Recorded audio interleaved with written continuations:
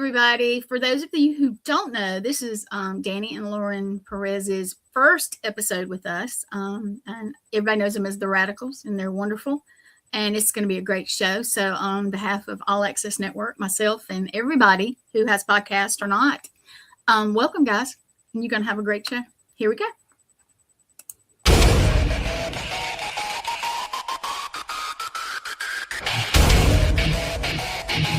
Throughout history, humanity has been drawn to the unknown. Are these merely legends and folklore? Or could they be clues to mysteries we have yet to understand?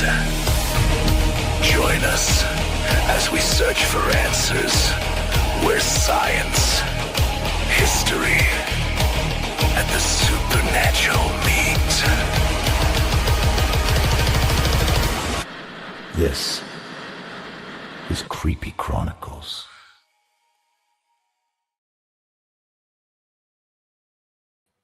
And we're live. Hey, everybody. Hey, everybody. Welcome to Creepy Chronicles, our first episode. And so what is Creepy Chronicles, Lauren? Oh, it's in the title. Yeah, it's creepy, and we're chronicling things. History, mystery, legends and lore, and fact. And it's just weekly, or no, not weekly, excuse me.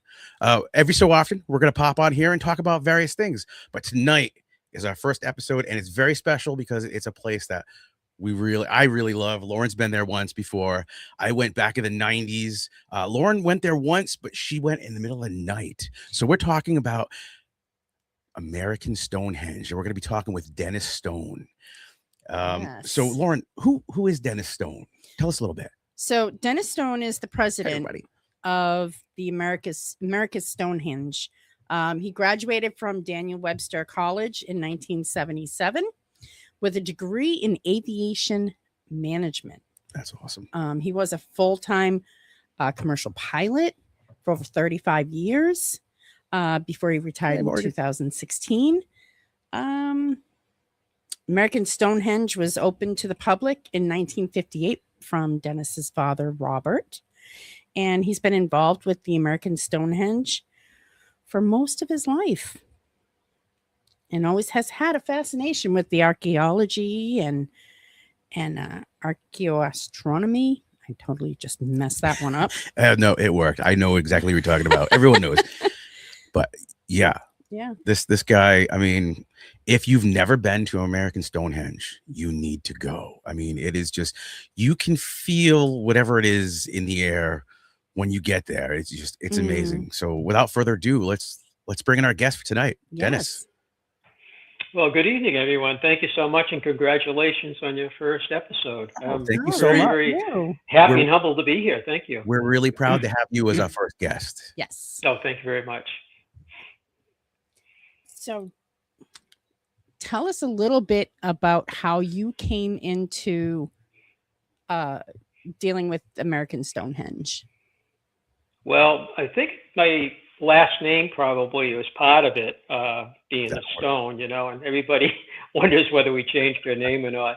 But it goes back to 1955. My dad, Robert, he was a AT&T Bell Labs engineer for about 30 years. And it was a fairly new job for him back then. He had just got out of the Coast Guard. He was up in Canada with the U.S. Coast Guard for a couple of years, right up in Labrador, right near where the Vikings landed at Lonzo Meadows. So that's amazing. But he didn't know about it at the time. He was there in the early 50s. I think it was 1960 they established that. But it was always something he was fascinated by. And he certainly would have taken the trip across I think it's the part of the St. Lawrence Seaway. We were up there 2 years ago at Lonzo Meadow. It's an amazing site. And we could look across and see Newfoundland where he was. And he would have gone over there and checked it out. But it was on a Friday night in the summer of 1955. And at about 7:30, and he used to tune in a local AM station out of Boston. It's still one of the biggest AM stations in New England. And it was a show called Yankee Yarns. And the talk show host was a gentleman from Maine originally named Alton Hall Blackington. And he had the show on at 7:30s on Friday nights, and my dad used to listen to it. He used to listen to it, I think, up in Labrador because of the skipway on AM. You can pick it up at certain times of the day, and that's how he stayed in touch with back in New England, by listening to that station. They didn't have the internet and social media and all that. So he used to listen to at least to the station up in Canada, in the Coast Guard. It was a show he really enjoyed. On that particular night, though, they were talking about these strange stone ruins located in southern New Hampshire in the town of North Salem. And he lived in the town of Derry, New Hampshire, which is only 7 miles away. And it kind of fascinated him, the topic, number one, being a mystery of all these stone ruins, of who built them, why are they there, what were they used for. But the fact that he only lived a few miles away and never heard of this place, and here it is on, one of New England's biggest radio stations. And it was also syndicated on other stations across the Northeast, that particular show. Oh. That town, and he was just waiting to have his hair cut. And he picks up a magazine to look at just to kill some time. And as he's flipping through it, it was a New Hampshire Profile magazine. And as he's looking through it, all of a sudden he sees pictures of these stone ruins, and it's the title of this place. It was called the North Salem Stone Ruins, or whatever it was. We still have the magazine today. And he's looking at it, oh my gosh, this is what was on the radio just the other day, a couple of days later, And he was kind of blown away by the coincidence. And when he saw the pictures, it just really, really got interested in it. And so he said to the barber's name was Warren Haywood, and he owned the barber shop. And he said, hey, can I borrow this? And the barber goes, well, how old is that? He goes, well, it's 1952. It's 3 years old. He goes, take it. You can keep it. So that weekend at my aunt and uncle's in that same town of Derry, about 10 people playing cards on a Saturday evening. And I was about a year and a half old at the time. And my dad brought the magazine with him because he was so fascinated by this thing. He passed it around at some point during the card game, and nobody knew what it was either. Though everybody's looking at the pictures, looking at the story, going, oh, I don't know. We never heard of it. That was until it got to my aunt and uncle, my mom's sister and her husband. And it was a husband at first recognized it and said, wait a minute. We used to go down to that place on our bicycles when they were dating back in the 1930s, And so that was kind of cool, My dad's like, wow. He goes, hey, do you think you could find the place, And they're like, wow, it's been 20 years. It wasn't open to the public in the 1930s, and it still wasn't in the 1950s. There were no road signs. There's no Google Earth, no nothing, So that Sunday morning, the four of them decided to take a ride around North Salem, New Hampshire, see if they could, find the place, So they drove around. I guess I stayed with Grandma, and I had my aunt's son. He was my first cousin. He was just a couple months older than me. We stayed with Grandma and Grandpa probably. So they drove around North Salem trying to find this place, and eventually found a road that looked kind of familiar, and they parked the car. They walked a half a mile up the hill in the woods, trespassing basically. And eventually they came upon the site that my aunt and uncle had seen, 20 years prior to that, and that my dad had seen in the paper and everything, in the magazine. So they walked around the site. My dad climbed under the chain link fence. If you might remember that when you're there, it's like a 6-foot chain link fence with barbed wire. Yep. And that fence has been there almost 90 years now. The first researcher put that up in 1930. Yeah, William Goodwin put that up in 1937 to protect the site. He was from Connecticut. He's part of the Goodwins of Hartford, very famous family. Yeah. Oh, okay. And they're part of the J.P. Morgan family. In fact, that was his second cousin. J.P. Morgan was his second cousin. But Goodwin was a fascinating guy. Anyway, went to St. Paul's prep school, high school up in Concord, New Hampshire. Went to Yale University for a while. Then he ended up in the insurance company all across Seattle, San Francisco, and he ended up in Columbus, Ohio. And he really interesting guy. But when he retired in the early 30s, he heard about our site, and from somebody in Seattle, 3,000 miles away, go, you got to check out. Some of the other New England ruins is what he heard of first. He goes, in your area around Hartford, in that greater area, there are some stone structures that I've been reading about in Seattle. You have to check them out. Mm-hmm. And after he started checking them out, he learned about our site, actually, just a short time later. And they visited at 36. He bought the site, 37, put the chain link fence up with a barbed wire on it to keep people out of there and protect it. And that's the fence my dad climbed under and disappeared for quite a while the rest of them just stayed outside wondering what he was doing in there, So I guess in the 30s, my aunt and uncle must have been there just before the fence, or if it was after the fence, they probably climbed under it too, but they didn't want to do that at that point. And when he came back out, my dad was blown away by the site. He just couldn't believe the chambers, the structures. It was so unique. It was huge stone slabs. It was kind of mind-boggling to him, as he would put it. And he mentioned to to the three of them, he goes, I'd like to get involved with this place somehow. I have a fascination of this kind of thing. Maybe I could get involved with research, study. Maybe someday, maybe we could get involved with opening it up to the public. And because my mom said to him, you got rocks in your head. Because at that time, we had a new home that they actually were building themselves. My dad had a new job at AT&T Bell Labs. My sister was on her way. She hadn't been born yet. So she was coming along too. And my dad was also attending college at night. So he had all those things going on. He just didn't really need anything else to do. So yeah, my mom wasn't exactly thrilled by the whole idea of that. But for the next 3 years, he eventually met the owner of the site, who had been willed the site by Goodwin. Goodwin died in 1950. And he willed the site to a gentleman from Massachusetts named Malcolm Pearson. And my dad worked out during the 1955 to 57, they worked out a lease agreement. So my dad could actually open it up as a attraction, museum. And in 1958, on the summer solstice, coincidentally, they had a soft opening. And then around July 11th, I always get the 2 days mixed up, either 11th or 12th of July, 1958, they actually opened the museum up to the public for the very first time. And then before that, again, it was always in private hands, going back to actually to the behavioral proprietors back in I think it was 1672. It's always been in private hands, and there was Native American land, of course, and you go back earlier. So yeah, we opened to the public, and we've been open almost 70 years now. So that's how I got involved with it. I had to, I was there at the beginning, and I never left. And now I appreciate it more than I did when I was a little kid. It was fun playing in the stone ruins, but the appreciation, I enjoyed it. I kind of loved it, but the appreciation, I think, of the place and has gone up over the years. And it's kind of a family run business, and we are a state historic site. We made that in 1970.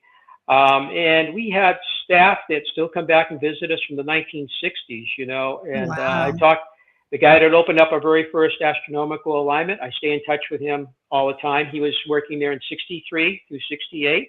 He became a nuclear engineer, put the 2 reactors on the USS Nimitz, which is still out there. They're going to decommission that aircraft carrier. But if you're into the Tic Tac, David Fravor, which, by the way, he lives down the street here in Windham, New Hampshire. I think he's from Ohio. He was living in San Diego during his career, for the Nimitz and probably elsewhere. And it turns out he lives in Windham, New Hampshire, which is one of these chambers are in Windham too. One of our stone structures is in that town.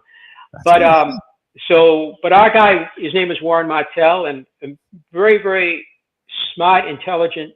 And my parents knew that when they hired him in 63. He was 15 years old. What a smart guy.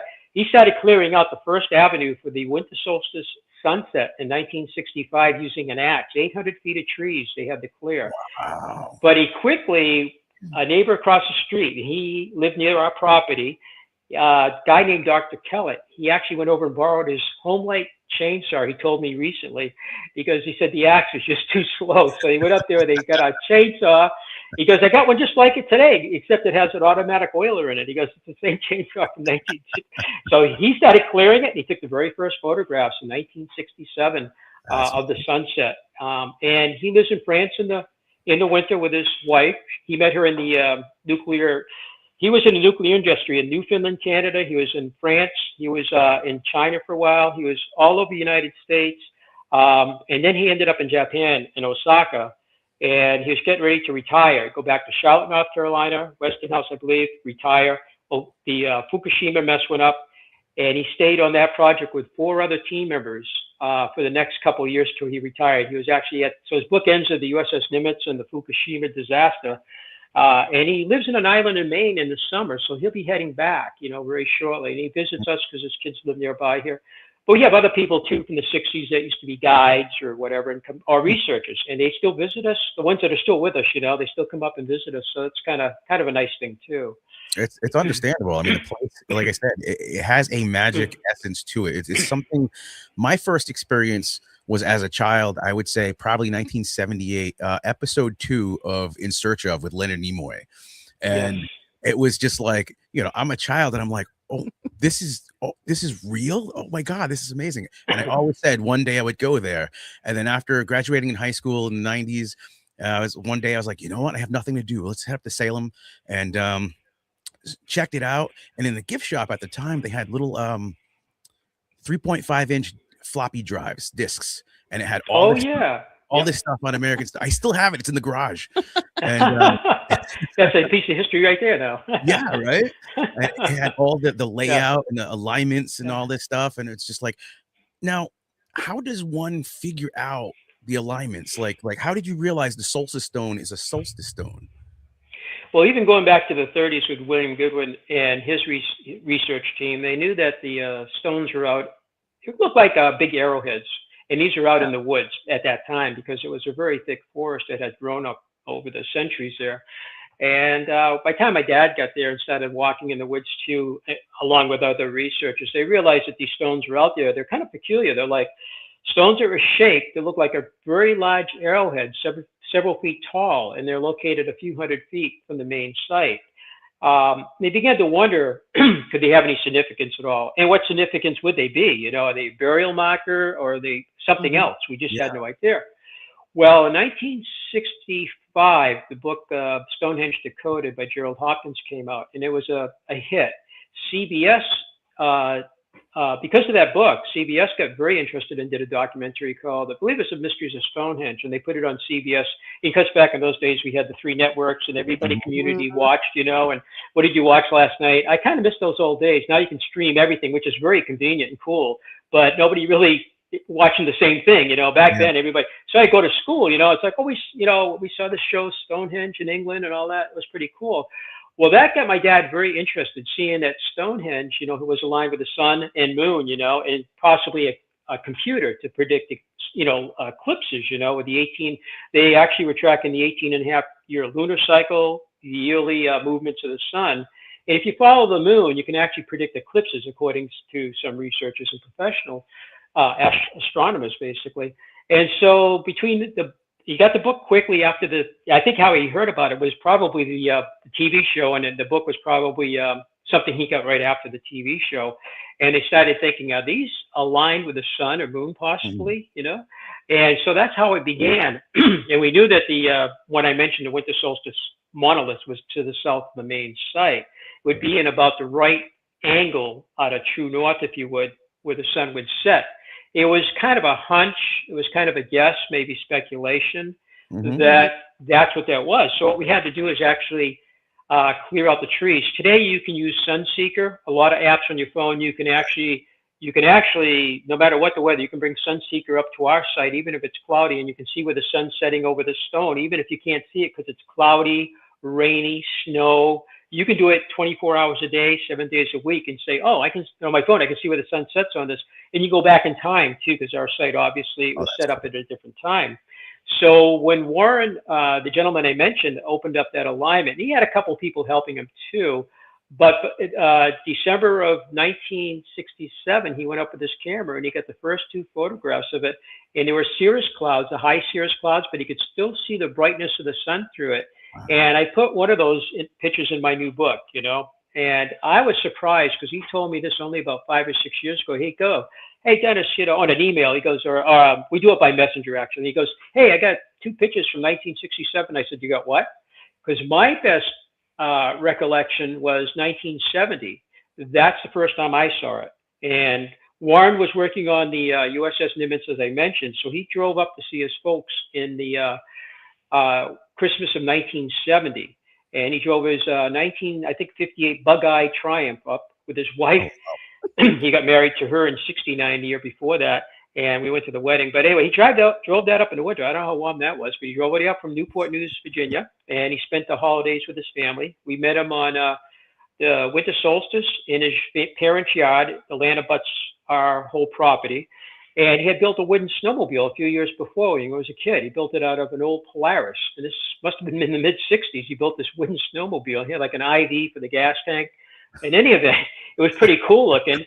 But he started the old thing up and had a couple of horsepower, probably a lawnmower engine or something, I don't know. And I have pictures of that snowmobile. So he sent me those recently because I hadn't seen it since 1970. I said, oh, that's so cool. I took that, recycled it into other projects. I said, you did? I said, I wish we had that. We put it in our museum today because that's how he broke the trail through fresh snow. It snowed about probably between 1 foot and 18 inches of snow. I know it was up close to my knees. So what he did is he broke the trail a half a mile through the woods up to the top of the hill, where the winter solstice sunset monolith is. And we stood about halfway between where the main site is and the stone itself. And it was a beautiful day. And there was a few clouds in the sky, and a couple of them, as we're getting close, kind of got in front of the stone, you know, and then they moved out. And as the sun was coming down, we saw it very clearly, and the sun set right on it. And we used to sell those, a sequence of the sun setting on it. We had them in slides. We had them in a photo albums you could buy. If you remember, a lot of people we still sell postcards, by the way, but you get like a little mini album of postcards you could buy too. We used to sell those, and the strips of slides when people used to look at slides. And so the difference between his picture in '67 and ours was actually you could see the sun clearly, and his you could see the brightness of the sun. But it really blew my mind that he had taken pictures 3 years earlier, and I don't even know if my dad knew that. He may have, you know, he just forgot to mention it or something. I don't know. But that's how the astronomy began. And once we saw the sun was pretty close, actually it set right over the stone. But then the other question is, where do you stand? You have to have 2 points like a gun sight. Right. You can't just have 1 point. So we weren't really sure where the astronomical center was until we did more work up there, and eventually established it was just north of the sacrificial table. And that was by the early 70s. And what was there originally were two cairns, two beautiful piles of stones side by side. And Mr. Goodwin had them diagrammed by a guy named Roscoe Whitney, his foreman. Actually, was an MIT engineer who did beautiful diagrams of the site, cross-section, profile, plan view, nice diagrams. And he was there in the late 30s. And then another foreman came along around 1941 from Notre Dame College, actually, in Indiana. Excuse me. So we have those diagrams, and they put them in his book. And Goodwin wrote 4 books. And the book called The Ruins of Great Ireland and New England, which we used to sell, came out in 1946. It shows those 2 piles of stones there. We call cairns. And he didn't know what he was doing at that time back in the 30s, but he thought that there were just he thought they were connected to the oracle chamber, the biggest structure we have on the site. And you've been into the oracle chamber. It has like 5 closets, like a big stone bed, a speaking tube, shaped like the letter Y. If you kind of look down, it's stripped off the roof. It's about 30 feet long, and then has like a 20-foot easterly branch on it, about 18 feet, I guess it is. It's an amazing structure. He thought that these 2 piles of stones were beehive chambers, like you see in Ireland, the beehive dome structures. And he thought they were connected to the oracle chambers north end. The north end of the oracle chambers where that chimney flue is. If you remember the end, there's like a light coming through the roof. So they were not connected, actually. And there's actually an underground stone drain between them, kind of separating them, too. And at that point, he decided that they were just waste piles of stone, I guess. And he started using a tripod of wood with a winch. And we have pictures of that, too, cranking up the stones from those cairns, putting them on the ramp in front of the sacrificial table. So he recycled them, and he basically destroyed the astronomical center. We didn't know that's about 40 years after he did it, though, you know. So we have the photographs, we have the diagrams, and also in his book, he's talking about him a little bit. He had no idea the significance of what he did. It's easy in hindsight to look back and criticize it, but back then he just didn't know, you know. Yeah. So yeah, those 2 points are where the wooden platform is that was put up in 1975. And in the late 60s, we kept working on the astronomical alignments. We started clearing a few more. And by the early 70s, you realized you really needed to have everything surveyed professionally. You can't, you know, we had a 1950. Yeah, you needed the accuracy. You know, we needed a professional survey to come in and do the work. So in 73, we hired Beverly Pearson Associates of Derry, New Hampshire. And the son, Charlie Pearson, is still alive today. And he's the one that actually came down with his team and began surveying the astronomical alignments. And because it's expensive to do that, we had to spread it out over a couple of years. We didn't have GoFundMe and all those things back then. Right. We had to budget each year for that. Yep. And so he would come down each year, and he would survey, go back, crunch the numbers, give us his information. I got a little bit of a cold coming on, so I apologize. Oh, No. no. Gwen, And, can you bring up a picture of the solstice stone? And we have one on file. There we go. Oh, there you go. Thank you. So that's a real picture there. We took a few years ago. Almost looks like it's an artist, you know. That was taken, probably about 6 or 7 years ago. We just did a forest management program starting in the fall of 2019 up to 2021, the spring of 21. We did it during the wintertime. We had the whole hilltop thin using fellow bunches and skidders, and with a licensed forester, and they opened up all these alignments, and that one's much more open. But that's the clearing that Warren Martell made from the main site, about 500 feet out to this stone, and then probably another 300 or 400 feet beyond the stone where the hill starts to go down into what we call the Spigot Valley. There's a big valley. Yep, and the Spigot River's down there too. And so that is the winter solstice sunset monolith with the sun setting on it on December 20th or 21st, depending on what year it was. That might have been about 6 years ago, I think, probably. And that's how the others two look. We have about 57 alignments with the sun, moon, and stars today. And that survey work actually was sent to the Harvard Smithsonian Center for Astrophysics in the fall of 1977, and they analyzed the data. And it was a woman named Shoshana Rosenthal, who I found out just recently had done the work on Gerald Hopkins' book, the work that he put into his book in 1965. She was there in the 60s doing his analysis with two more teammates, and she was the lead. And she did our work about 12 years later in 1978.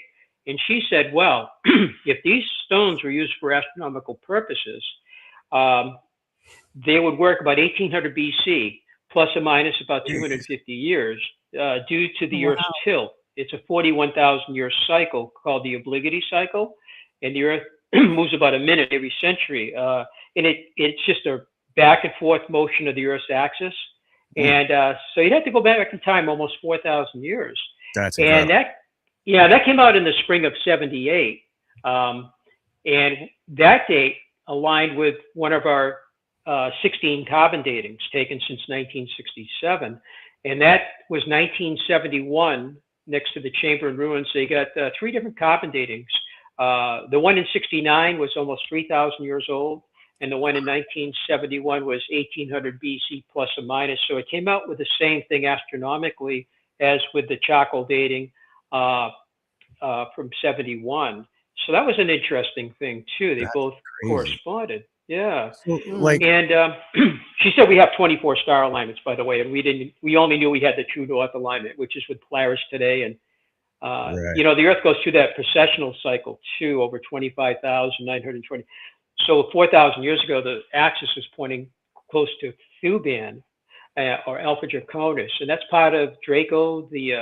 Some people call it a dragon, some people call it a serpent. And for instance, the Great Serpent Mound in Ohio, which we've been to, they suggest that Draco inspired the Native Americans when they built that, possibly. And I think that may have been inspirational in the Northern Hemisphere. You can see Draco today. And I think that may have been inspirational. The Egyptians were looking at the North Star too at Draco, I guess around 4,600 years ago. And so our people would have been looking up in the sky and seeing Draco, the whole body going around the star Thuban during the course of an evening, kind of, you know. So that's the astronomical work on the site. It seems to show the site was set up almost 4,000 years ago. And today, again, we have about 57 alignments with the sun, moon, and stars, you know. So are there any theories or hypotheses on like who actually did this? You know, because it's more than just an alignment. You've got chambers, you've got all these different things. I mean, why? Yeah, we don't have any. No, there are a lot of opinions out there. There's a lot of speculation, and there's been all sorts of theories. You know, you look at the Native Americans first. They've been in New Hampshire about 13,000 years. New Hampshire Archaeological Society, which my dad was a member, my uncle was a vice president, and our manager James, who's been with us for about 8 years. He's been working with a state archaeologist on a dig up in northern New Hampshire the last 2 summers, and also doing lab work up in Concord, New Hampshire, the lab is. But you're talking about and our archaeologist that's on the front cover of my magazine, she was the president of the New Hampshire Archaeological Society, and she was with us for over 30 years. She's 93 now. She lives in Florida. She's retired. Only about 3 years ago, she retired and left us, you know, and she visited us once since. And so there's a site in Keene, New Hampshire, which is on the west coast, pretty close to the Connecticut River. Yes. We know where Keene is. Yeah. You know where Keene is in the state, the university over there. Yeah. And that there's a site over there about 13,000 years old, which is surprising because the Ice Age hadn't quite left then. It would have been pretty hard conditions. So New Hampshire, we get a question all the time. The site's 4,000 years old. Was anybody living here 4,000 years ago? And yes, it does go back into the woodland the Archaic, and then it goes back to the Paleo, which is 10,000 and before. And there's actually, I think, a Paleo site up in, what's the name? It's up near Lake Winnipesaukee. I think it's Ashland, New Hampshire, I think, in that area. There's a site that's Paleo too, almost 10,000 years, over 10,000 years. So yeah, we have people living here then. But because of a lot of data seems to suggest there may have been old pre-Viking, pre-Columbian visitations from the old world. That's been a big top hot potato, if you will, for many, over a century. Did people come here before Columbus? Were people here before the Vikings, and it's still not resolved today. There's people on both sides of the fence. Mainstream usually says, no, nobody was here before Columbus, although the Vikings were up in Canada, 500 years before that. But there's other pieces of evidence suggesting that maybe people were visiting the New World from the Old World across the Pacific, as well as across the Atlantic. And so what side of the fence do you sit on? Yeah, I think it's interesting. I think possibly people did come across before, before the Vikings too. I think the jury's still out. I don't know if I'll be around long enough for them to find hard evidence to prove that.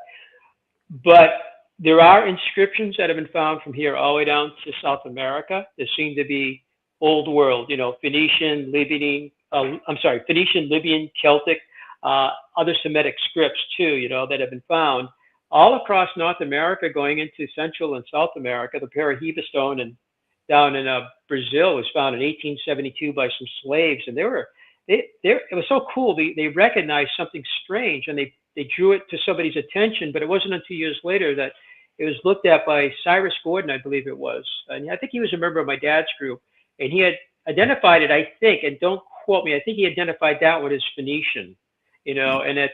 Because it's only 1,500 miles from Africa to Brazil, I guess, and there are ocean currents and wind currents that favor that kind of route, like what Columbus did, I think possibly old world. And then the big question comes up, what did the Native Americans, what involvement did they do? Again, it goes back to 100%. They were the ones that built everything. Or there were other people coming over here, and they may have somehow assimilated or work together, perhaps. These are some of the different theories going on. And a book called Manitou came out in 1989 by James Mavor Jr., an MIT engineer who actually developed a deep sea submersible Elvin, Kellogg Marine Corporation, which is just retiring now. That's Elvin, came out in '64. He was a brilliant gentleman. But his passion was archaeology. He dug in Akatiri. He dug on that famous site over, I believe it's in Crete, I think it is. I think Crete. It's a famous dig, and he was like one of the leads on that. So he's an engineer, MIT, Woods Hole. He worked for Woods Hole Oceanographic Institute, and with Byron Dix, who did a lot of work on our site. He was from Vermont. He was kind of an aerospace engineer too. They were both engineers, and my dad was an engineer too. A lot of engineers involved with this stuff. And they wrote a book, Manitou, and they really lean towards Native American. They say, however, it does seem to be some evidence of old world participation in these structures. It's just that there's so many of them, and there's so much work that would require to build these. You have to quarry stones, you have to dress them or shape them, you have to transport them, you have to build these structures. And with over 800 locations from Quebec in Ontario, Canada, down to Virginia, of similar sites, including your state down in Connecticut. There's just so much there that it would take a large population to build these, or if it was a smaller population, it would take many more years to build it, with fewer people. But it just said realistically, it looks like it may have been Native Americans involved this whole project. But if you talk to mainstream archaeologists, I grew up with hearing from mainstream that there are no ancient stone ruins in the Northeast. Native Americans used stones for tools, utensils, weapons, sometimes burials, a few piles and things like that, cairns. But they didn't build all these stone chambers, standing stones, all the serpentine walls. They didn't. That's not their work. So it has to be some crazy farmers that built our site, is what we've been told. He was a crazy farmer. He was actually a shoemaker, but he wasn't. I don't think he was crazy either. But you'd have to be crazy to. 106 acres, and it's all covered with walls, standing stones, monoliths, as I mentioned. There are a couple of cairns, but we have 16 serpentine walls we've identified, we believe, since 2016. We think they're serpentine walls. And again, they have a head, body, and tail. 27 feet And the biggest one we have, we think, is 2,550 feet. It's the Oh my Watch House goodness. Serpent.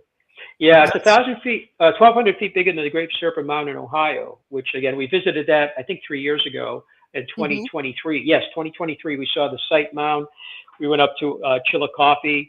Then we went up to the Newark Mounds. And I think it was after the Sight Mound that we were heading north off the Ohio River. We saw the Serpent Mound in Peebles, Ohio.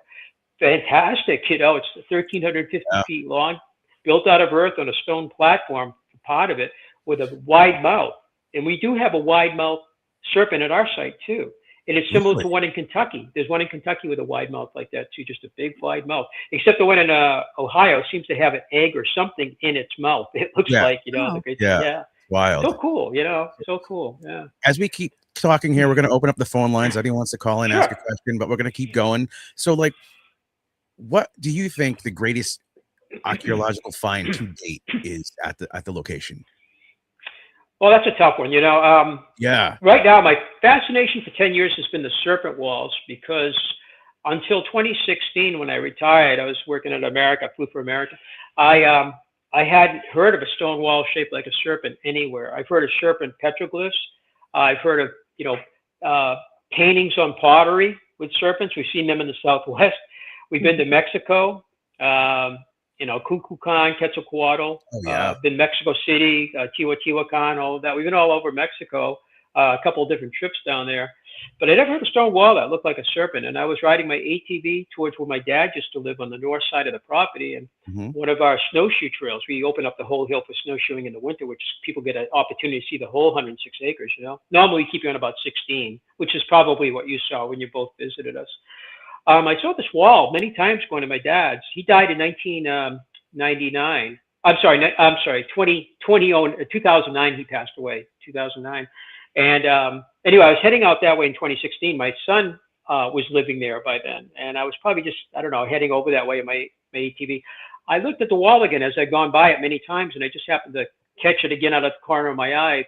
And it was just the way the sun struck it. I said, well, it looks a little strange. And I said, looks like, I don't know, I'm going to go take a look at it. So I got off my ATV, walked about 65 feet over to it. There was some woods there, so you could still see it through the woods. And I got over to it. It was on a ridge of bedrock, which I hadn't really paid attention before.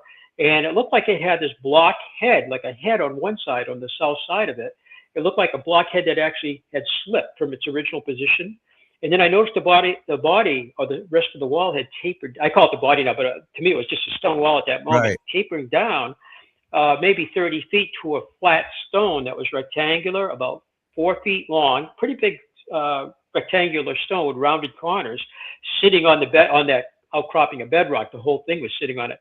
And I kept looking back and forth, and I'm looking at it going, is that a head? Is this a body that tapers into that flat stone? And I walked around the whole thing. As you go on the other side of it, it drops off because it's on a ridge of bedrock. I had to walk down, and I'm looking back up at it going, this wall doesn't attach to any of the walls. Farmers' walls are usually fairly linear with some exceptions. They usually encircle big areas, and there's some exceptions to that, I know. This thing, it had a lot of flat slabs in it, too. It did have some rounded field stones, too, but it looked like a snake. And I'm looking at it going, oh, my God, this looks like about a 30-foot snake here. It doesn't attach to anything. You know, I was blown away by it. Lauren didn't get to see any of that because when we went, it was a nighttime paranormal investigation. So she only got to go to the site. They're in the middle of the night. It was all flashlight for her. Yeah, you wouldn't see a lot there. Yeah, if you would never see the serpent walls. In fact, during the daytime, you know, you have to, because like that, my dad used to go out with a archaeoastronomer from Penn State, Dr. Winkler, back from around 97 or 80. He was joining us. He started in 64. He was an archaeoastronomer, and towards the end of his career at Penn State, he found out about us, I guess, or maybe he heard about us before, but he finally made contact around 97, I think it is. And then he started coming up in 98, 99, 2000, and my dad, and he would come up, drive all the way up in his Mercedes with his wife, whatever, and he would spend time with my dad, and I was flying, so I'd be on a 40-day flying trip, you know. And my dad would talk to me in the evening or whatever. So, yeah, Dr. Winkler was up, you know, a couple of days, and we went out and looked at the woods, and they were really studying the walls all over the hill. And my dad had an interest since the day he first saw the site, you know, but they were out there measuring walls, looking at the shape of walls and all of that. They never, ever, and nobody else either, saw the serpentine thing until that one I saw. And they might have even seen this and didn't give it a lot of thought, you know, I don't know. So anyway, he died in 2001, unfortunately. But if you put out a 30-page paper all about the archaeoastronomy, Oh, he was wow. getting into studying the 24 star alignments that were found back in 1978 by Shoshana Rosenthal. That work needed to be done because until he worked on it, nobody did really, and we didn't know what other star. But he died suddenly without completing his project. But they really looked at the walls a lot. So after that, I told some people about it and showed it to some people, and like, wow, that kind of does look like a snake. But they didn't hear of any serpent wells either. In that summer 16, I found a couple more. One that's almost 140 feet. It's like 137 feet roughly. It's a big S-shaped serpent. It's out near the, not too far from the winter solstice sunset. It's in that area. We opened up that trail in 1970. We were walking by that very wall for decades until 2016 when my eyes were open a little more and other people were conscious of this too. And we hadn't heard of anything in North Stonington yet. We had nothing about anything else as far as California, none of that. Wow. And I found that big S-shaped one with a triangular boulder head. And the wall meandered. It had a couple skin monoliths in it. One of them had fallen. One of the monoliths had fallen, though. And it ended with a boulder tail, all built on bedrock. You can see parts of it, the bedrock, where it's, in other parts, the dirt has come up next to the rocks, you know. And we found a couple more. And by 2017, I went to a meeting in Groton, Connecticut, the New England Antiquities Research Association. And they had their meeting there for the spring. And Markham Starr, the gentleman who wrote the book, Ceremonial Stonework of North Stonington, Connecticut, he had been there 30 years living, goes, I don't think there's a farmer's walls, all these structures and features, all these strange stonework. He goes, they're beautifully made, but farmers, their walls are pretty linear. And this area is hilly, rocky, swampy, full of rocks. You can graze some animals there, but it's terrible because even walking is difficult, but these stones are all over, even in my backyard. And, you know, when I saw the book before he spoke, I'm looking through the 25 categories of the 8,000 structures, and one of them is the serpent walls, and my wife and I both stared at that. That was the first time we saw any of the serpent walls besides our site. I said, I think we got something going on, you know? And the other category were windows. We had found some of these beautiful windows. And so the book Manitou, I mentioned by Byron Dix and James Mavor Jr., they do talk about Martha's Vineyard, some of the stone ruins there. And one of the ones was windows. And they called them wind windows back in 1989. So they were already on it in 89, but we didn't pay attention. I read the book a couple times since 1989. That's the year my son was born. I remember reading. I never paid much attention to windows. I think they mentioned somewhere up in Vermont, they have a wall that reminded them of a serpentine shape. I'd have to go back and get the page and everything. So they're kind of on it. None of us paid attention, and I got to verify that serpentine thing, so please don't quote me on that. I just read the book 6 years ago, so I'm starting to think I've read it a few times, you know. And when I did my book, I started reading a lot of books over. They all discovered America from Charles Boland from 1961 or whatever. I started reading a lot of books over again so I could all this to refresh my memory. Research, study, and when I do my book, I can do the proper thing in it, you know. So these things are all pretty cool, and I'd say your state is again loaded with these, and just North Stonington alone, again, 8,000 structures in one town. You know, somebody should take that serious. Very serious, you know. In our town here, every year they have a walk around here to the cairns. There's some ancient cairns around here. Oh yes, there are. Okay, yes, you got the same thing. We do have a caller. We're going to try to patch him in. I believe he's got a question for you. So. Okay. Oh, great.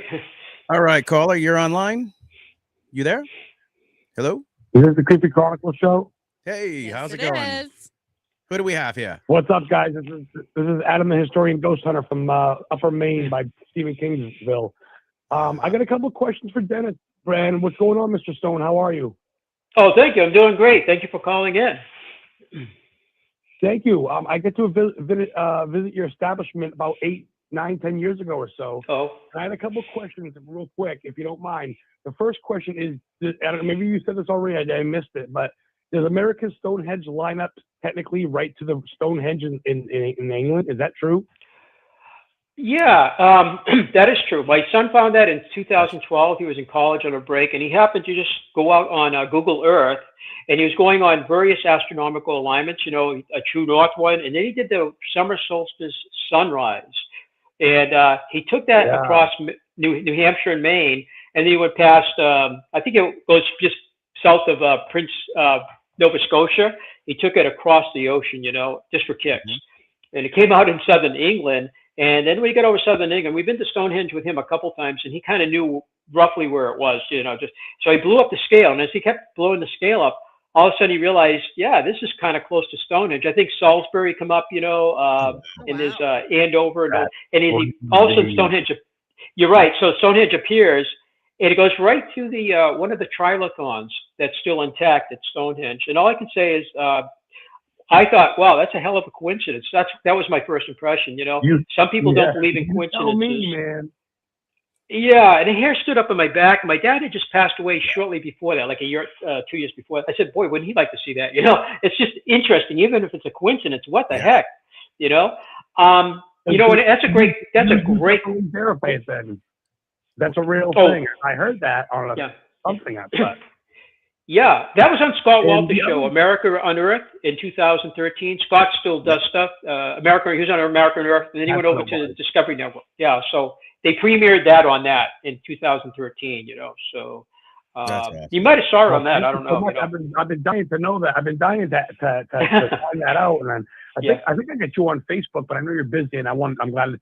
This is great to call in. Congratulations on Danny and Lauren, real quick, for having their first podcast and having you as the opening guest. That's a hard bar to beat. One more question real quick, because I have been, and I remember the sacrifice slab got messed with by some hooligans a couple years back. But it was, like the Oracle chamber, legit, like the Oracle would speak through it and would weigh the person guilty and put them, basically sacrifice them. That's how it went, right? And I'll hang up. We don't. Great show, man. Thank you so much. That's great. Yeah, the speaking tube's interesting, and we found out after the vandalism, the actual part that comes out under the table is actually looks like it widens, and we think it's for acoustical purposes, like a clarinet, or I used to play a clarinet, but any of the musical instruments, they have like a trumpet or anything, it kind of widens, and we discovered that because part of it was damaged, and when we had to put it back together after that vandalism, we realized that it kind of goes through 6 feet, and then as it gets by the table where the sound would come out, if you would, it widens out like that. And in Goodwin's time, actually, there were 2 stone blocks. The exit was plugged with a stone, so you could not see that hole. And inside the Oracle chamber, that side it was plugged. And a young guy named Paul, one of their workers back in the 30s, he was playing around in the Oracle chamber in 37, the first year, and he realized the rock was loose, so he went back to they had a wooden hut. And that hut ended up in Warren Martell's father's property. It's still there today. It was built in 1937. Wow. No, anyway, he went into that hut where it was a bunkhouse, and they had like a little kitchenette. He got a knife, came out, wiggled at that stone, and there's a whole 6-foot tunnel. He thought it might be, and I think Goodwin and others saw, it's a weird closet, a very skinny, long closet, maybe something they stuck in there, like rod, who knows what it was used for. Right. The next year, they're working cleaning the table because the table was buried almost to the top with dirt that had accumulated over time. And they found it was sitting on 4 legs. And then when they got to that area where the tube comes out today, somebody noticed that the stonework looked like a square there, and so they pulled the stone out. It was loose, and they found that it was a complete tube. And somebody had put plugs to conceal it. And those 2 plugs, unfortunately, today are missing. They've been missing for almost 90 years, but that's a great question by the caller. That's wonderful. That speaking tube reminds me of Malta. Yeah, we went to Malta. We saw the same kind of holes in the walls, and I asked the guide in Malta, "What are those?" He goes, "That's where a priest or priestess would do would be an oracle, and they would speak through that. People would hear the voice." And we went to Greece. We went to Delphi too, and they're supposed to be the priestess oracles of Delphi. And the other thing I'll mention about that is we have a earthquake fault line across the entire hilltop. And in Delphi, they had that too. And they say that they think gases came out when that was in use over thousands of years ago. There was gases coming through the cracks, altering the state of mind so they could tell the future, give different prophecies, all that kind of stuff. But I'd also say we had that fault line, but I don't think gases came out of it. But I will say a lot of these sites are built on fault lines, and there's some speculation as to why they did that. The sacrificial table. I mean, do we actually believe that it was for sacrifices, or like when I was a kid and I went there and thought about it, I was like, could it be for rain collection, water collection? Well, then I read it does that too. It does do that. Yeah. Oh, what's that, Lauren? And then I read something it could have been used to like press cider. Yeah, I mean, it could have a lot of different things. People say it's an embalming table. It's a birthing table. It's a sacrificial table. Okay. It's just a stone altar for ceremonies, a slaughter table. And the one about the birthing, the NERA logo, if you know NERA, they have a logo that they chose in 1966, and I have all the paperwork on that because they formed in 64. They chose their logo, and the logo is of the same bell shape as our table, with a person with the legs spread, with the arms down by the waist, with something across their neck, and they're laying on their back, and the left foot is a circle, and that's where the runnel is that comes out of the groove. It goes into a runnel, it goes off the table, and it's a cutout in the bedrock. It's in that same exact spot. It's almost like somebody took a Polaroid picture of somebody on the table and brought that back to, it's in Shutesbury, Massachusetts. It's called Mount Mineral, and there are chambers there. There was a hell spar in the 1800s, and it is today, but there's ancient stonework there, and one of them is that anaglyph. It's a raised carving, and Nero used it for their logo. Was that? Where Massachusetts? That should be in make sure I get the right name again. It's in Shutesbury, Massachusetts. Shutesbury, okay. Shutesbury, okay. She's from Shrewsbury. Shutesbury, not Shrewsbury, Okay. but I think it's Shutesbury. Yeah, I always get them mixed up, you know. I knew she was like in her head, like, oh boy. Yeah. Yeah, and so the NERA logo looks like, and it looks like if it was to scale, I know my friend Ellie Mazzulli, he's into the Nephilim. He writes, Ellie Mazzulli does a lot of that TV. He's been to our site many times. He lives on the West Coast in Melbourne. But anyway, he was excited when he saw that too, because if this was a woman on there and she's giving birth, or, you know, with her legs spread the way they are and everything, she'd be about a 9 or 10 foot woman, you know. So it made the people that were interested in giants quite happy, because the table is almost 9 feet long by 6 feet wide, roughly bell shaped, with a groove. We said that groove was rectangular. And 10 years ago, we were filming our late David Stewart Smith, who was with us for 40 years. He was our professional stonemason. He had doctorates in historical anthropology. When he was young, he went to India. He was into music. He was into culture. Then he went to England. He started working for the British government. Today, it's called English Heritage. But back then, it was the ancient sites, whatever it was. He worked for them for several years, rebuilding medieval and megalithic sites in Scotland. And I think he did some in England, too. And he started with us in 78. When he returned from England, or from the UK, he came back and he's like, oh my God, they got stone structures in New England? And he left. He didn't know that, you know?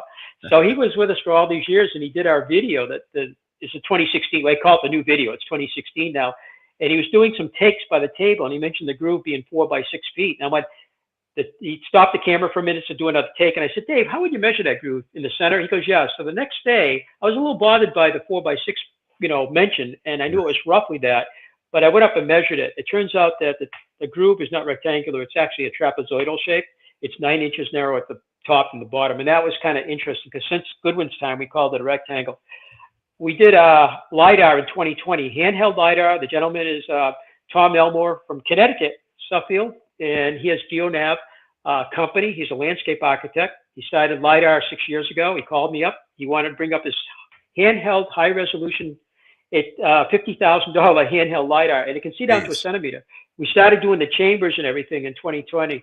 And once he did he had to come back several times to do all the scans, you know. And when we looked at it on the computer, 1 terabyte of information. We started looking at the other structures. We started finding that the chamber ruins, which has a roof slab fallen in, he was able to climb in there and scan it. The patty chamber, this area called the courtyard, which is where the patty house sat, a wooden house set over what we think was an ancient courtyard. And right next to the table is an alcove, and it has 2 little niches in it, right next to the sacrificial table. We used to call it the animal pen. All 4 of those are trapezoidal floor plans. And more recently, we went to a structure in Plastow, New Hampshire, where my son's wife's mother, she's a lawyer, and she's a photographer, a drone. She's a lawyer, but she loves photography. She does all sorts of beautiful, at our site too, but weddings and all of that stuff. So her house is sitting by the Plastow chamber. It's on their property, coincidentally, another coincidence.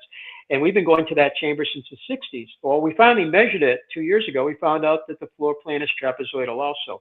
I'll throw that out. I think if farmers were building these structures, they would use 90-degree corners, make rectangles, make squares. We're finding trapezoid. And anybody out there is doing any work like this. And there's a nice picture looking from the astronomical platform, which you can't see because you're standing on it, looking south towards the sacrificial table. Yeah. And it's about a 4.5-ton stone that came from where you're standing, the photographer. It comes from right below their feet. There is a cutout in the bedrock below the wooden platform where that stone originally came from. It's moved about 40 feet, set up on 4 legs. As you can see, you can see 2 of the legs. That slab is orientated east and west. And on either side of it, you can see monoliths from a big, wide one there, and then one beyond it. These are big. This is very megalithic looking, and we've been all around Europe, quite a few times to see these sites. And, it doesn't look like a farm to me, or a cider mill. And you mentioned the cider press. People have claimed that. Usually they're about a foot above the ground. This one's about 30 inches to the top of the stone. And how would you get your horse in there with your wagon of apples? I got a friend. I mean, it's crazy. And you can literally see the grooves. Like when you're there, you can see the grooves around it, and where it's just amazing. It is, yeah. I think it's probably one of the oldest stone, constructed sites, possibly in North America. You always find something older, of course, but it's also a high concentration where the other structures, like in the Hudson Valley, they cover 4 counties: Westchester, Orange County, Dutchess, Putnam County, and there's about 500 structures. But you might get in your car and see one, drive down the road and see 2 together. And you know what I mean? They're kind of separate. This is like a high concentration. People think of it as like a village. I think it was ceremonial, maybe a ceremonial village, but not where people lived. I think they gathered here and they buried people here. Mm-hmm. They did ceremonies here. Not a village where you lived, I don't think. It's like Stonehenge. They didn't live at Stonehenge. They lived near it, but they didn't. It had a purpose. Mm-hmm. Absolutely, sacred. I think a sacred site. So I have a question for you, Dennis. I have to ask: have you personally had any paranormal, cryptid, or UFO encounters? We've had not only a lot of experiences come to our site, including Betty Hill. She was a friend of my mom's, and Bonnie and Betty Hill. Yeah, she joined us in '74 when Hans Holzer was coming up to do all of his work. Oh, wow. And Hans Holzer started in '70. He was filming us from '70 all the way up. And then 1992, he wrote the book about us called Long Before Columbus. And you can get that book in 1992 on Columbus's 500th anniversary. Mm-hmm. And it's all about us. And it talks about bringing Ethel Myers, Nancy Abel, and it was Ingrid Beckman. And that was over the course of July 12th, I think November 12th, and the other one I can't remember. But my mom used to go up to the Manchester airport because Hans lived in New York City, originally from Austria, but he came up, and my mom would pick him up at the airport with whoever psychic he was bringing at that time. And Ethel Myers came in, I think it was November 12th, quite cold. And we got pictures of her standing by the North Stone astronomical alignment with her rain jacket, hat on. I think she had like a clear bonnet over, keep her head dry with an umbrella or something. But the neat thing is Betty Hill heard about this somehow, and she came over and she wanted a reading by Ethel Myers, And when the Holzer Files did their thing on us in 2020, David Schrader, I've been on the show years before. Okay. I knew David, and he did the show for a couple of years. I wanted Hans Holzer's daughter, Alexandria, to come up and visit because she did it out of her home. The other ones came up, including Cindy, what's her name? She's from, and she's from New Hampshire. She's from Ashland, I think, up near that paleo site. And she never heard of us until I live in Colorado, and I never knew about you guys. I'm from New Hampshire, so that's so typical. People don't know about us. But I said to Alexander, I wish they could, and I told the producers, the 3 different producers from California, she'd be cool to bring her up here because her dad came here over years and years, and we went out to eat with him. They were friends. So what happened was, on the middle of they were shooting for a whole week at night, and I was ready to head home at 10 o'clock because we had to run the place during the day. So it was like burning candles all week. I was going out the door. I said hi to one of the staff, and she goes, hi. I said, oh, hi. I didn't know who she was. She goes, I'm Alexandra Holzer, but she has a married name. I'm like, oh my God. I said, I knew your dad and everything. She never came to the site before. He would not bring the kids.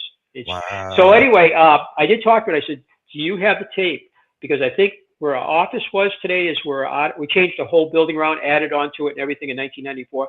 I said, I think your dad may have had something on tape with Ethel Myers with Betty Hill, because they have all the pictures of them together in our visitor center. You can see Ethel there, you can see Betty Hill, you can see her gray head, you can see Hans, my mom, and all the other people there. Kathleen Marden, she's big on UFOs, her niece.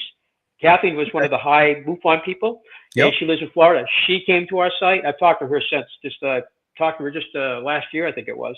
And she used to come up with her aunt, And so Betty, Betty stayed with a friend of my mom's until I think 2003 or whenever she passed. And I was listening to either Art Bell or it was George Norrie back then. I can't remember. So I was heading, I think, to go to work at Logan Airport to fly, and I hear a good friend, Betty Hill, passed away last night. I'm like, oh my God! And my mom lived until 2019. She was about just a couple days shy of 100th birthday. So she was friends with Betty for I would say all that time. Maybe 30 years probably. Roughly 30 years, I think it was. Wow. Yeah. Small world. Just go to their house. Yeah. Small world. So paranormal, I've seen my own things up there. My wife has, my son has, although they don't like talking about it. I've heard kids' voices up there, just walking my dog up there and expecting to find a bunch of kids on the site because we live right by the property. I walk up there. My neighbors keep an eye on the place for vandalism, and just because we love the place and I love walking up there, I hear these kids' voices, and I've heard this a couple times. I get on top of the hill expecting to see kids running around up there. I'm going to be kind of ticked off because it's trespassing. We've had vandalism. They should not be up there, and we have an admission when we're open. Neighbors shouldn't do that. That's disrespectful. Right. But again, kids are kids. We were all kids at one time. Yeah. I get up there. My dog doesn't react, and she's sensitive. If she hears a pine cone drop right now outside, she'll bark at it. She barks at everything. She did not react to it, and I heard the kids' voices. I get up to the somersaults to Sunset Stone because we live on the northwest side. I'm walking up the hill to that. I can see. I'm like, okay, I'm going to see the kids, and I can see the main site. I'm looking, nothing. 5 minutes later, I'm walking over to the main site. Okay, they were in the Oracle Chamber. They're hiding. Nothing. I walked all around the site, expecting to find kids cowering somewhere or whatever. Nothing. And I walked around the whole property, and you can see now because we've done a lot of. You wouldn't recognize it. You can see a long ways. And then another day, I'm up there and I heard kids, and we've had the East Coast paranormal people, Lynn. Lynn and Willie, and they used to do their own radio shows too. Oh yeah. And, Lynn and Willie, they're great, and she's got the kids' voices too. She's written about it, And in fact, she wants to do another thing up and do a little documentary on that, and maybe interview, because that kids thing, like I said, sounded just like kids. They're right ahead of me. I'm going to be ticked off, and I don't want to be like that. I want to be happy, but these kids should not be up here. And we had bad vandalism in 2019, so it kind of it hurts a bit, Sensitive, we're sensitive to that, yeah. So that's our experience. Yeah, we have UFOs. We've had cubes over the site. I've seen my sighting out looking to the Manchester Airport. February, 9 o'clock, about 4 years ago. I'm in our sunroom. It's a Palladian window, a very tall window looking towards the west. And I learned to fly in Manchester Airport. I know it well. I learned to fly there in 74. I'm looking at bright light. And I said, well, it could be a landing light. I can't see any strobe lights. I can't see any rotating beacon lights. I can't see the logo light on the tail. It may not even be an airline. It could be a corporate jet or I don't know, but this light looks pretty bright. I'm watching it for about 3 seconds. All of a sudden it goes instantaneous straight down to the ground. I mean, just like that. I asked Kathleen Martin about that. Have you ever heard of it? Because there's really no big bodies of water over there. She goes, yes, Skinwalker Ranch and the reptilians. That's all I can say.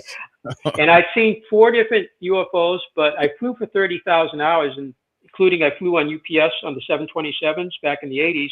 And I talked to a lot of Vietnam vets and some Korean War ones that hadn't quite retired at that time. And they had a lot of interesting stories. We saw things because we did a lot of night flying with UPS out of Louisville. And I even flew. But I would say you couldn't really determine okay, I see light. It's gone. It could have been a landing light turned off. It could be a cloud in front of, it could be a ground light. But on the ground is where I saw all my unusual things, like 4 different things, and including one where Betty Hill grew up in Kingston, New Hampshire. My wife and I saw it. My wife's not really a believer. She saw it about 5 years ago, and all the way home, she kept looking. It was the strangest thing. If we had time, I'd tell you about that. So I have seen a few things. But over our site, I've seen a couple over our site here. So including a cube, one of our visitors brought up, she was coming with her mom, riding around the hill to get here, and she was so excited. She showed me it. She sent it later. It was actually a cube right over our site. A cube. Oh wow, that's amazing. It's in our computer about 6 years ago, and I have lost it since. I don't know how you would ever pull something up. It was in an email, going back. I don't know how you do that. Yeah. But yeah, so yeah, some interesting things nearby. Sure, yeah. That's amazing. Wow. Okay, so one of the other things that I saw on your site is that you have a kids gemstone dig. Is it just like what does that entail? So we use that. It's a big area that we have, and we salt it with gemstones, and kids have shovels, they have sifters, and they can go in there with buckets, and they can load it up and sift and find little gemstones they can keep. When we have school groups, we laid out a the grid of strings, 1 meter by 1 meter. And we divide it, like that. So cool. And we put kids, and we solved that more with artifacts, broken pottery, simulate, not ancient pottery, of course, but more broken stuff. Right. We broke a piece of pottery here. I'll bring it over there and put it in there. And we put in some things like, simulated arrowheads, because we do sell the simulated. They're actually not relics, they're replicas. And so we give them an archaeological introduction for about 10 minutes, talk about archaeology and what's going on in our site and other places of the world. And then we team them up in two. They get into the meter squares with their buckets and trowels. They work as a team. They'll come out to the sifters, they'll sift, and we put in the little shiny little stones in there. That's something they can take home with them, But we recycle all the other stuff, the broken pottery and all the, what you would call junk, and we resalt it. So we have it laid out as both an archaeological dig when school groups come, and then we pull the strings down for daily kids gemstone dig. And the kids love it. They don't want, sometimes they're reluctant to get in, but then you can't get them out. So we know they like it, and the parents have a good time with that too. And we have alpacas there, part of the North American camel family. We've had some since 2002. And they were here from 43 million years, their ancestors, up to about 8,000 years ago. And I was at one of the mounds out west, I think it was in Alabama, Moundville, one of those mounds. We did a big tour 2 years ago around all the way out west. And they had a skeleton next to all the pottery and beautiful, artifacts. And I'm like, that skull looks interesting. And I got up to it, looked at it. It was a llama skull and had been found there. And so they had branched into the llamas probably about 1 million or 2 million years ago, and they migrated into South America. So we had llamas on this continent, right in the United States, right near some of these mounds. That's so cool. And so our alpacas are part of our ancient past. So that is the south-facing chamber. And some people pointed out about 4 or 5 years ago that it looks like a turtle profile, with the head being on the left. The belly is where that flat lintel stone is. Above that lintel stone where the chamber is, you can see the bend top of the shell, like it's kind of curved. Yeah. And then the legs on either side. And on the very right, there's like a little stone. It's like a stone on the very right that would form a tail. And we've been looking at that. We don't know, but turtle was huge. And is that a chirp? That thing's been damaged, and we have the original photographs. It's kind of back to where it was back in Goodwin's time. It had some damage from whatever, but it kind of does look like a turtle profile. And I looked at that thing from 1955 or whatever, all the way up to like 5 years ago, and I never looked at it like that. I always just said, well, it's an interesting self-facing chamber, and there's some like that in Ireland. I've been in Ireland, and they look kind of like that too. You call them sweat houses, but we really need to go back during the day. Yeah, she needs to actually during the day and enjoy it. Please do. Yeah. I think October and September are the best months, to come up. But the funny thing is, anybody who knows me knows that I am a klutz. Yeah. I mean, I can trip over a blade of grass with no problem. I usually expect 911 call that. Yeah. Yeah, I expect. I didn't call once, guys, not once. We'll have them on standby, because you'll be looking at the structures, and it's very uneven. It's uneven ground with some roots and stuff. We try to make it as safe as possible, but the bedrock's kind of uneven. So people sometimes do that. They're taking a picture, and all of a sudden, the next thing they're on the ground. Doesn't happen very often. That's the east-west chamber. That's kind of in the middle of the site. In the very background, you can see a wooden structure. That's the Astronomical Viewing Center. But you can see the bedrock there, and we have photographs of that with a young man standing right in front of that, right inside that chamber in 1920. We have four pictures from that era, and that's one of them. Yep. Yes, we sat inside there. We actually have a profile picture of us sitting in there. Sky. Okay, yeah. And that's where the earthquake fault line runs right in front of that, so you can't see it in the picture, but it goes right across the entire hill. Oh my God. And it goes out to the glacial cliff shelter 1,000 feet away, where we found pottery. And the fault line is out there too. You can see it in the glacial cliff. But that looks like a gallery graves I've seen in France. They're in Holland. They call them the Giant's Bed, the Houdendidden. Okay. And they're also in Northwest Ireland, which we never got to. And they were used as tombs, ancient tombs like that. You can see how it's all sitting on bedrock. There was some dirt on the ground there that's been cleaned up since Goodwin's time, and I apologize. My dog's barking for some reason. I apologize. That's your pine cone fell. she's barking at the spirit. Yeah, the pine cone now, I guess. Yeah. No, but I apologize. That we took in that room, we also used our cell phones, and we did like the SLS camera kind of a deal. And someone standing there was a figure in between us. Yeah. Oh, did you get that on camera? We've got it somewhere in one of the files. Yeah. I'd like to see that. That's interesting Yeah. because we have one in the patio area of looks like these guys are so excited. It looked like a person standing in the patio area. It was kind of like a misty, but it looked just like a person, the whole profile. And we had it up on the wall for a while in the visitor center so people could see it for a number of years. We did some remodeling and it came down probably over 10 years ago, and I haven't seen it since, unfortunately. But it was pretty interesting. I think. Well, that sounds interesting. I'd like to see what you got there. Hans Holzer, when they did it, they used his camera in the Oracle chamber, and they revealed a person standing in the entranceway of the Oracle chamber. It was like a profile. It was pretty. I know the hairs on the back of my neck stood up when I saw that on the reveal on Friday night when they showed me it. They actually used his camera because Alexander brought it up, and that's the one he used back 50 years ago at the site. Well, that's the biggest serpent, we think. That is the watch house, and that's the first structure you see when you leave the visitor center. And so the boulder is a glacial boulder. Okay. This is LiDAR, right? This is LiDAR, yeah. So it's that $50,000 handheld LiDAR. It looks like it's an aerial shot, but it's not. He was actually standing on the ground, and you can zoom around like you're in space looking down. It's amazing, So that's the watch house with the chamber. You can see the white quartzite stone inside the chamber. Chamber does go in there a ways and around the structure. It's not huge, but the boulder actually, I think, is a head of a serpent looking at you, and it's a glacial erratic. It's natural. I can see it. But I think the ones in Connecticut, they got the same thing. Sometimes they're stacked heads, but sometimes they're just boulders, and they look just like they were created to be a serpent's head. Well, in front of it is the pointed tail, and that pointed tail is pointing right at you, right in front of what would be the mouth. Yep, and to the right of the head, you can see a wall. And I didn't send you the other picture, but that wall, it goes off 2,550 feet. And what you can't see in that wall, because it's not in the frame, is the wall goes up and down these humps, like the back of a serpent. It goes up and down, up and down.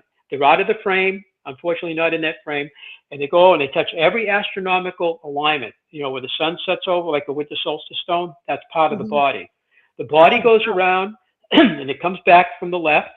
And it comes from the left, and this is not the greatest picture. Actually, it does a beautiful hump on the very left frame of the picture. You just see part of the hump. And then it goes right in front of the face of the serpent boulder. And then it does a 90-degree twist with a tail pointing at you, kind of. Oh, wow. Some suggest that we have 3 possible Ouroboroses at our site, which is a serpent biting its tail. Sometimes the tail's in the mouth. That's the most prominent, or the most common type, I should say. The one with it on the side like that, if you do the Ouroboros, you look it up, some of them come up just like that too, and that was a surprise for me. And the Ouroboros could be an ancient symbol by Greeks, Egyptians, and I've seen Native American artwork with it biting its tail too. It can mean different things to different cultures, but sometimes it can mean like wholesomeness, the circle of life, infinity. If I didn't say wisdom, that's one of them. But there is another line. That's the same handheld LiDAR, but it's overlaid with some of the astronomical alignments. Not all 57, but it shows you the solar and lunar. It does not show you, I don't think this one here, I got it on small scale. I don't think that shows you any of the star alignments, and it doesn't show the illumination is one of the illumination in the watch house is fantastic, actually, but that is some of the alignments. And the one on the left, it goes down to the left. That's the winter solstice that Warren Martell opened up in 1965. By 67, it was open, and that's where you get the winter solstice sunrise. So all the others are later on research. Tom is asking if we visit the site, would we be able to meet Mr. Stone? I'm there most days. Yeah, I'm there pretty much. I work pretty much 7 days a week there. We try to go off on a little vacation here and there. We just did a 3-week down south, and we got to see one of the shell mounds near Crystal River. We've been to Crystal River mounds, which are fantastic, and we got to go out to Alabama and stuff. So yeah, I'm usually there. Yeah, I mean, if we do away, it's either a day trip or we go away for like a week or something, just because we work 7 days a week. And so I'd like to retire. We try to retire a couple times. Retire a couple times a year, which is fun, So because I flew for 42 years, 35 with the airlines, and then I'd work at the museum on my days off, so always working 7 days. But I love being there, and we found so much over the 90 years, and Yeah. we keep finding stuff too. What about the future of the site? Like, after you've retired, do you have someone take over as a steward for you guys? Is there another family member or whatnot? Yeah, my son. I only have one son, Kelsey. He's an engineer too, like my dad. He's Raytheon, and he worked for a couple of different companies, L3 Corporation, but he went to school for engineering and everything. And he's got his hands in the place. He just did all the displays inside the museum over on his days off. Usually he has like a 4-day week and then a 5-day week. And the 4 days, sometimes he does things like go skiing on Friday, but that day he also tries to come over to the museum or Saturday and do some renovations, whether it's in the building, and he's doing some stuff outside. So he's kind of our future. He's a third generation, and I have a granddaughter. She's 5 now, and she's in preschool, but she's over there quite a bit too. She's growing up with the place, like I did and he did. We also have a manager, James. He started in high school. He's been with us since 2018. He went to school for, he took up law. Criminal law, I guess, in school. He got his 4-year degree, but and he was with us in high school through that, and then he was going to go into law enforcement. And in his junior year, going into his senior year, he said to us, "I'd like to work for you guys."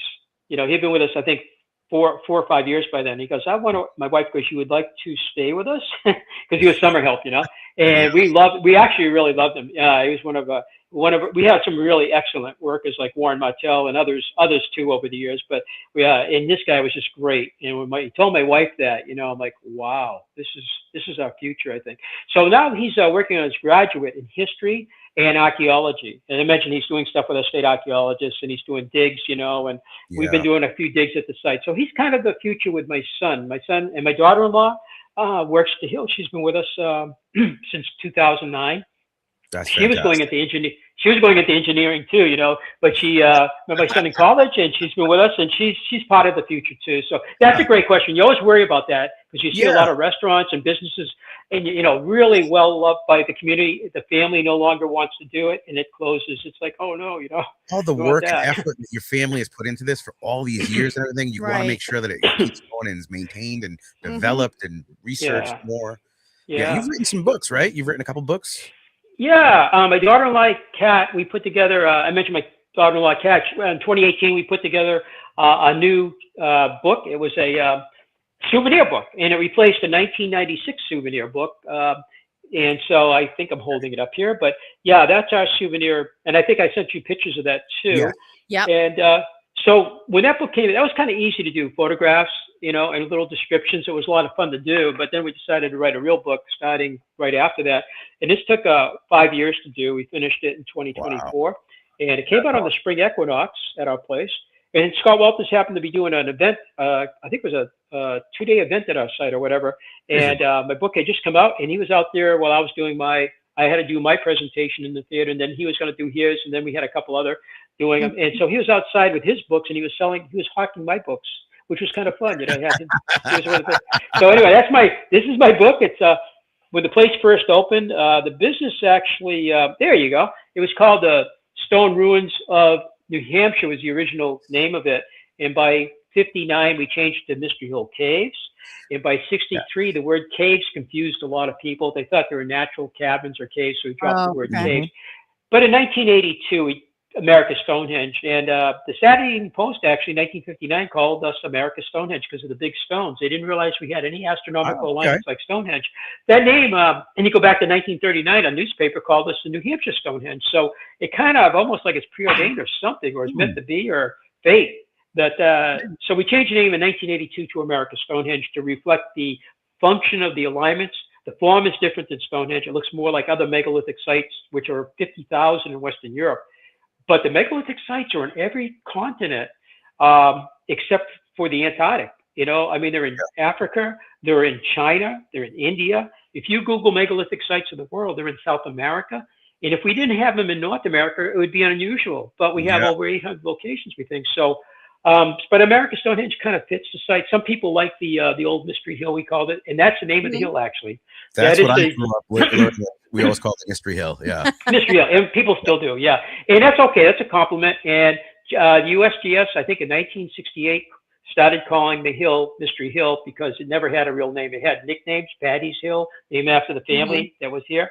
a lot of different names, but it became officially Mystery Hill, and that name is still, that's what and it's right behind where I'm sitting, because we bought land in 1985, Oh, that's so cool. built a house. So we live next to it. My son lives over here. He moved from my dad's house next to us a little bit closer. And we abut the property of the museum, and we can ride our ATVs. We can snowshoe up there, whatever. Oh, that's great. So right behind us. So keep an eye on the place, and we're right at. Have to. Yeah, I used to commute down to New York City every week for the airline, because they closed my Boston base for me, and that was like a whole day just to get to work, do a 4-day trip. And my wife goes, when you get done, you're going to have to get a cab from New York, from Kennedy to LaGuardia to get home on a flight, and I love flying, but that was 8 years of that. I'm like, oh, Louisville was kind of tough too, but that was only every other week. So this is an easy commute. Just go out there and we're at the yeah. Even in the bad weather, I can get over there. It's easy. It's an easy commute. But congratulations. So I'm so honored to be on your first show. This is first for me. This is wonderful. It's going so well. We've gone 20 minutes over. I hope you're okay. Oh boy. I owe you 20 minutes on the next show. Then we'll do 40. No. It is an honor. Yeah. I mean, the knowledge that you have, and just we want to get people to go there. We want to get thank you so much. Get there. What's your website? What's your contact info? Let us know. No, thanks so much. Yeah, so our website, we've had it for almost 30 years. It's StonehengeUSA.com. And if they go into that website, there's a free mobile app they can download. They can do a complete virtual tour of the whole site you see normally on your phone and in your lazy boy or your couch at home. And also the 11-minute video we have in the theater. I mentioned David Stewart Smith on that too from 2016. Yeah. Eventually have to update that again, but you can watch that too. And you can see if it's something you're interested in, and if you do the virtual tour, that can take maybe half an hour to how fast you zoom through it, And if you come to when you come up and visit us now, you can use your phone, and as you're walking, it has pictures, text, and it talks to you as you walk. We give you a paper map too, just in case your phone dies. It's a guided tour. It's like a self-guide. And then we do VIP tours. Like James right now is doing most of the VIP. It's by reservation. It's about a 3-hour tour, and there's a special fee for that. It's like behind the scenes kind of thing. And he takes you all over some of the other acreage, circuit walls, windows, and that's a special thing. We may have to do that. I think we have to. We might have to do that, yeah, you got to come up. You're not too far away, probably 2 hours away or something. That's not bad. About 2 hours, yeah. So, the other question I have is, how can people help preserve this American treasure, like volunteering, donations? Probably all this. Yeah, we do have volunteers, and sometimes people will donate money, especially if we do like dating. We've done OSL dating, optically. In that, we did fund a couple of them. They're $1,500 per sample, so there is money involved with that. We just did some radiocarbon dating recently, and that's $700 per sample. We've been doing that since 1967, actually. But just people's interest, visiting is one thing. That's how we stay alive, having the interest there. Have the people come up and see the site, because it's self-funded basically. And just be aware of these sites. They're all over the Northeast, and if they have any way of, like if people are going to go in and put a development in, and they have all the hearings in the town, and there's a chamber. Some of the people here some of the developers have been pretty cool. They've actually preserved the chamber. They built around it. Like Danville Chamber in New Hampshire, the developer was the Lewis family. They have a beautiful country club too, but they build houses. And I talked to the guy one day about, we bought some of he has a farm too. I bought alpaca hay from him. And I was talking to him on his tractor. He's passed away since. And he goes, oh, the chamber in Danville? I said, oh, yeah, the Danville. He goes, well, we owned all that land. We're developing it. But what we did is we set that piece of property with a chamber, and we preserved it. And I said, well, isn't that a win-win? The town's happy with you. You got the build, and we have this chamber. And I said, thank you so much for that. And they did that in Raymond, New Hampshire, and a couple other places, I think, in New England too. So that kind of thing is really important to preserve these structures. People can still build, but if they can just kind of. But the other thing at the Capitol is some of these have chambers, have big stone roofs, and it's a liability. Well, but they've worked it out with the town and with insurance, whatever. But we'd love to see these things preserved and also not vandalized. That's another thing. That's a problem too sometimes. So, okay, great. Hey, thank you so much. Yes, thank you so much. Final question, Lauren. Oh yes, one last final question. One question. A personal question to get everyone know about you a little better. So okay, so hypothetically, you're on death row. What is your last meal? What was my last meal today? You're on death row. You're on death row. On death row. What was my last meal? Boy, can it be dessert? Anything you want. It's your last meal. Money's no object. I would love a hot fudge sundae, I think. I mean, there's so many other foods that I would love, but I think maybe it goes easier in my stomach, I think. And I'm on death row too, right? So Yeah. I think a hot fudge sundae would be good, just a way to finish it up, you know? That sounds great. Yeah. So, Yeah. thank you so much. Yes, It's been an thank you. honor to have you on our show. And we've learned a lot. Yes. So, and people can learn more. Go there, check it out. They need to go. They need to see this place physically. It's amazing. Thank you so much. Yeah, and it shows like yours that help to keep these sites alive, our place as well as the other places. And we'd love to have you come up anytime. We're open every day except Christmas and Thanksgiving. And if you ever wanted to do maybe like, I don't know if you do like an on-site podcast, that's something a few people, not many, but people have mentioned that. We've done a couple, not too many, but that's something that would be kind of fun too, a lot, if we could do that, something like that, that'd be great. Again, well, thank you again so much. Yeah, and congratulations on your new show and many, many, many more shows to go.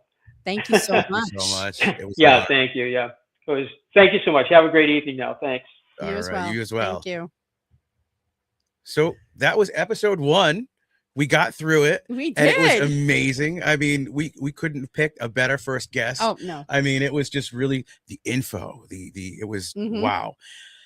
Yeah, now I was like, I want to go tomorrow, but we have other plans. But so it's like, oh man, we're going to a different Salem tomorrow. Yes. So it's like, that was wow. Most definitely. It was so very, very interesting. Thank you guys for tuning in. Thank you for those who called. We got who we could get on. Yep. Hope you enjoyed it. If you did, let us know. If you didn't, well, we're not Dan and Lauren. We're Homer and Marge. If you didn't like it, so that's how this works. And I know you're watching, my little one. If you liked it, let us know, and we'll do another episode soon with a very special guest. Thank you so much. Thank you.